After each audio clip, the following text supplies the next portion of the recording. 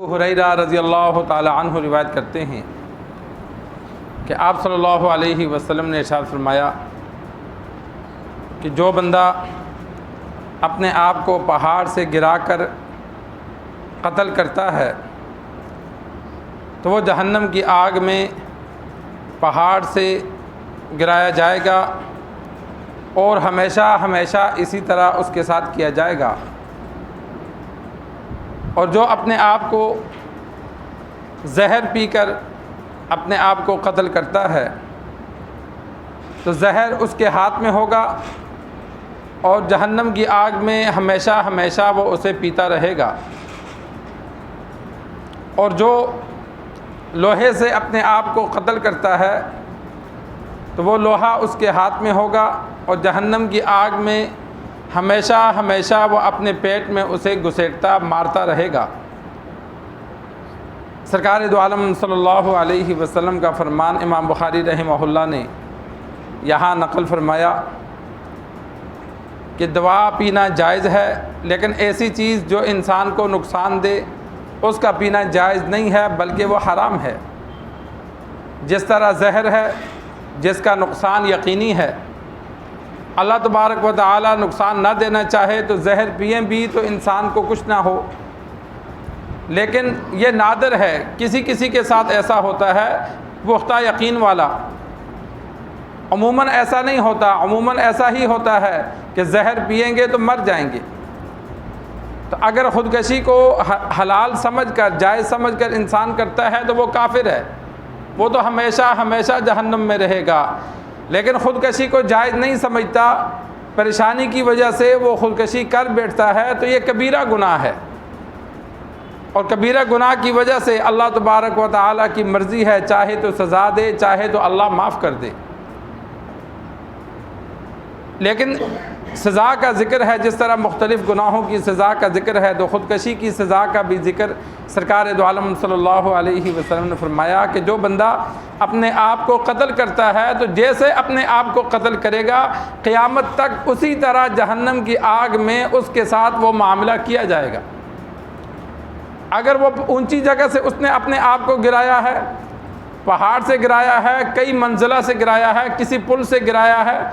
اونچی جگہ سے گر کر اس نے اپنے آپ کو مارا ہے تو جہنم کے آگ میں جہنم کے پہاڑ پر اسے اوپر چڑھایا جائے گا اور اوپر سے گرایا جائے گا، وہ قیامت تک اسی طرح آگ میں گرتا رہے گا۔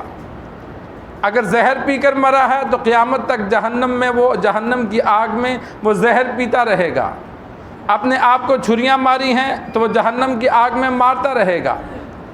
قیامت والے دن پھر ٹوٹل اعمال کا حساب ہوگا، اچھے برے اعمال ٹوٹل کر کے حساب ہوگا، پھر چاہے تو اس کی سزا ختم ہو گئی ہو، اگر سزا باقی ہو تو رب کی مرضی، چاہے معاف کر دے چاہے سزا دے۔ تو یہ عذاب قبر، جو قبر میں ایک عذاب کی صورت ہے، مختلف قوموں کا مختلف گناہوں کا اللہ نے سرکار دو عالم صلی اللہ علیہ وسلم نے دنیا سے جانے کے بعد اور آخرت سے پہلے، جس کو عالم برزخ کہتے ہیں، عذاب قبر کہتے ہیں، وہ جو دیا جائے گا اس کی صورت کیا ہوگی اس کا ذکر کیا کہ خودکشی کرنے والے کو ایک عذاب یہ بھی دیا جائے گا، دیگر بھی عذاب قبر ہوں گے، لیکن ان کے ساتھ ساتھ یہ بھی اسے ایک عذاب ہوگا کہ جیسے وہ اپنے آپ کو مارے گا اسی طرح اپنے آپ کو قیامت تک مارتا رہے گا۔ اللہ چاہے تو معاف کر دے، وہ اللہ تبارک و تعالیٰ کی مرضی ہے۔ آپ صلی اللہ علیہ وسلم کے دور میں جنگ میں ایک منافق نے خودکشی کی، اس کے بارے میں آپ صلی اللہ علیہ وسلم نے پہلے فرما دیا تھا کہ یہ جہنمی ہے، اس لیے کہ وہ کافر تھا، وہ مسلمانوں کی طرف سے نہیں لڑتا تھا، اپنی قوم کی طرف سے لڑ رہا تھا، مسلمان ہو کے نہیں لڑ رہا تھا۔ صحابہ اس کی لڑائی پر بخاری شریف میں موجود ہے کہ بڑے حیران ہوتے تھے کہ آج ایسے لڑا ہے کہ کوئی اور مرد ایسا جم کے نہیں لڑا، لیکن آپ صلی اللہ علیہ وسلم نے فرمایا جب جہنمی ہے تو وہ جب زخمی ہوا تو اس نے اپنے آپ کو قتل کر دیا، تکلیف برداشت نہ کر سکا تو اپنے آپ کو قتل کیا، خودکشی کی، ویسے بھی کافر تھا تو ہمیشہ کے لیے جہنم گیا۔ اور اسی طرح عامر بن طفیل کا واقعہ موجود ہے احادیث میں کہ آپ صلی اللہ علیہ وسلم فجر کے بعد پوچھتے تھے، کسی نے خواب دیکھا تو خواب کی تعبیر بتلاتے تھے، خود خواب دیکھا تو اپنا خواب بتلا دیتے تھے۔ تو عامر بن طفیل رضی اللہ تعالی عنہ کے ساتھ ان کے ایک عزیز نے ہجرت کی تھی، مدینہ آ کر بیمار ہوا تو اس نے اپنی ہاتھ کی انگلیاں کاٹ دی۔ بخار کی شدت تھی، بیماری کی شدت تھی، برداشت نہ کر سکا تو اس نے اپنے ہاتھ کی انگلیاں کاٹ دی، وہ خون بہا تو فوت ہو گیا، خودکشی کر لی۔ عامر بن طفیل رضی اللہ تعالی عنہ نے اسے خواب میں دیکھا کہ وہ صحیح حالت میں ہے لیکن ہاتھ اس نے پیچھے چھپائے ہوئے ہیں۔ عامر بن طفیل رضی اللہ تعالی عنہ نے پوچھا، اللہ نے تیرے ساتھ کیا معاملہ کیا؟ اس نے کہا، آپ صلی اللہ علیہ وسلم کی جانب ہجرت کرنے کی وجہ سے اللہ نے معاف کر دیا ہے کہ مکہ سے گھر بار دین اسلام کی خاطر چھوڑ کر مدینہ آیا آپ صلی اللہ علیہ وسلم کے ساتھ، تو ہجرت کی وجہ سے اللہ گناہ معاف فرماتا ہے۔ تو اللہ نے یہ بھی مجھ پہ کرم کیا کہ آپ صلی اللہ علیہ وسلم کا ساتھ دینے کی وجہ سے اللہ نے معاف کر دیا۔ تو انہوں نے کہا، پھر میں ہاتھ دیکھتا ہوں کہ تو نے ہاتھ کیوں چھپائے ہیں؟ اس نے کہا، اللہ نے فرمایا جس چیز کو تو نے خود کاٹا ہے اس کو میں صحیح نہیں کروں گا، کہ میں نے تو تجھے صحیح سلامت ہاتھ دیے تھے، تو نے خود کاٹے، تو اب یہ ایسا ہی رہیں گے، تیرے ہاتھ میں صحیح نہیں کروں گا، اس لیے میں نے یہ پیچھے چھپائے ہیں۔ تو صبح کو انہوں نے اپنا خواب سرکار دو عالم صلی اللہ علیہ وسلم کو سنایا کہ میں نے یا رسول اللہ فلاں بندے کو اس حال میں دیکھا ہے۔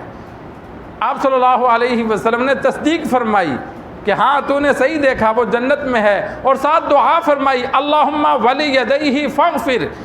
یا اللہ اس کے ہاتھوں کو بھی معاف کر دے۔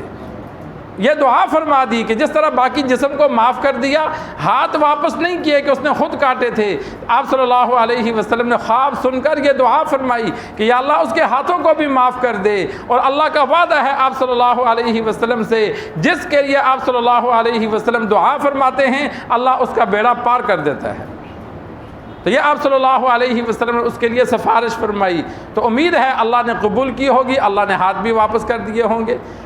تو یہ عامر بن طفیل رضی اللہ تعالی عنہ نے اپنے ساتھ ہجرت کرنے والے کا جو صحابی تھا اس کا نام نہیں لیا، بغیر نام لیے اس کا واقعہ بیان کیا، احادیث میں موجود ہے۔ تو یہ اللہ کی مرضی ہے، اب خودکشی کی تھی لیکن اللہ تبارک و تعالی نے نیک اعمال دیگر بہت اعلیٰ تھے، صحابی رسول تھا، اس وجہ سے اللہ نے معاف فرما دیا۔